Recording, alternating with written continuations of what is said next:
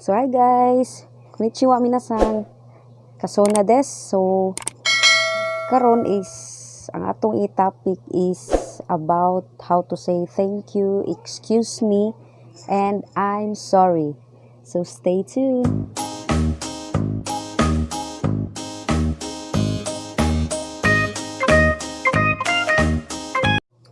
So ayun na nga guys. So karon mag-start ta sa thank you. So what is the Japanese sa thank you? So unsay angay istorya kung mangayo kag pasalamat sa mga Hapon.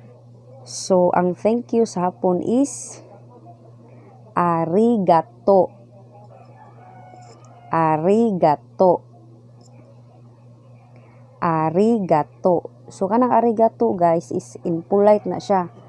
So dapat kitang mga Pinoy or dili ta mga Hapon, so dapat naagyo tay mga gozaimasu. So kanang gozaimasu is polite na siya, no? So katong arigato impolite na siya, sasama nato nga mga ni tungtong ra dito dapita. So dapat kung may ta pasalamat sa Hapon, ikompleto ginato, moingon kita og arigato gozaimasu. So kanang arigato gozaimasu, kanang gozaimasu is sa Tagalog ana mean salamat po. Yan siya, no? Salamat po. So kanang thank you is upat ang meaning sa Japanese ana. Pwede sila mo gamit og domo. Pwede po sila mo gamit og arigato. Pwede po sila mo gamit og arigato gozaimasu. Pwede po sila mo gamit og domo arigato gozaimasu. So, mo proceed ta sa excuse me. Excuse me. So what is the excuse me sa Japanese language? So for example, naa kay tuyo, mga na bitaw, naa kay tuyo nya. Siyempre wag kita batasan, mahog kita way batasan kung dili ta moingon og sumemasen. Sumemasen. So kung with feelings, so sumimasen. So diri ta dapita ato i-pronounce og tarong kay depende naman nimo unsaon nimo pagda o pagkuan ana inigamit. So depende sa sitwasyon, no? Sumemasen. Puro magdali-dali ka sumimasen. Ana na siya, no? Magdadali ka, depende gina sa sitwasyon, pero dapat i-pronounce nato og tarong. Sumemasen. Excuse me, moagi ka. Excuse me, ana. Mga sumimasen, moagi ka. Or kanang naa kay tuyo, tawgon nimo siya. Maingon ka og sumimasen. For example, ako gitawag.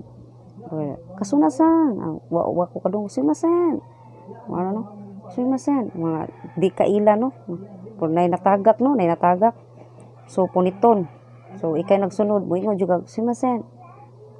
Imo ihatag niya kay yaman to. So excuse me is sumemasen. Ang excuse me is sumemasen.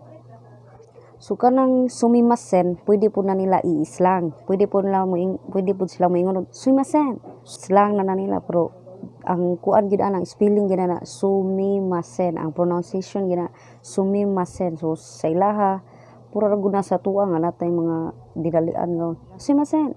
Sumimasen. Ano mo sa imong pandungog sumimasen. Sumimasen na siya, no? Sumimasen. Pwede ra na sila ikulikot ang ilang mga istorya. So mo proceed ta sa I'm sorry.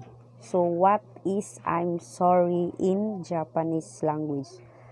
So ang I'm sorry din, no? So pasaylo ako sa inana, no?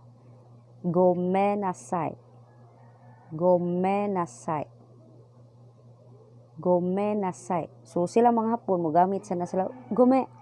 Sa gomenasai po, for example, nakabuak baron ka dito sa company o mga material dito, no? So magamit na nimo kanang dako kay kagsa, magamit na nimo moingon kag gomenasai. Ana ka, guminasay. Pinakuan gid mong naong no. Mubaw gyud ka na. Pero sa katong arigato, mubaw ko gana sa arigato ug sumasen. Ana gamit man kana lang baw ko sumasen. Ano siya. Arigato gozaimasu. Domo arigato gozaimasu. Guminasay. Guminasay. Gumi. Ana nila. So tulo po'y gamit ana no. Kanang I'm sorry no. Pwede sila mo gamit og gume. Pwede po sila mo gamit og gomen. Pwede po sila mo gamit og gumenasay. Gume, gomen, gumenasay.